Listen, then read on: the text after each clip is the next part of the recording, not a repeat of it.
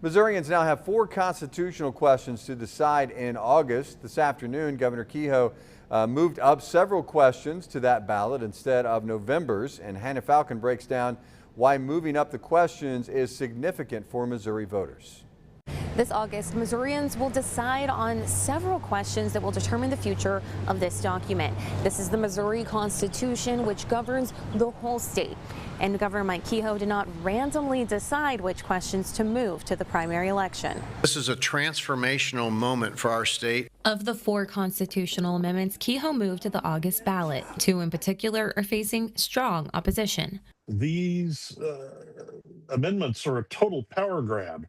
Amendment 4 asked voters if it should require a majority approval in all 8 of Missouri's congressional districts to pass an amendment, rather than just a simple majority. So Amendment 4 would effectively kill our initiative petition process that our citizens have to make laws directly.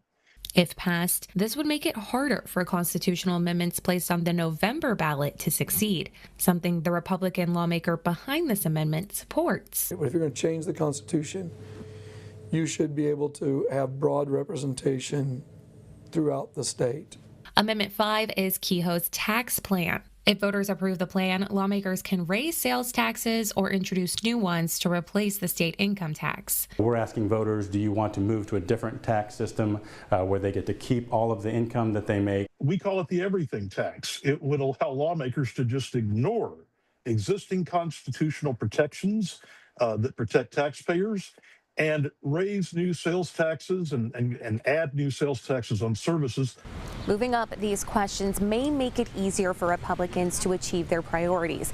Past election data shows more Republicans are likely to show up for the August primary, and a poll from St. Louis University of likely voters shows that both of these questions have the support to pass, with more Republicans in favor than Democrats.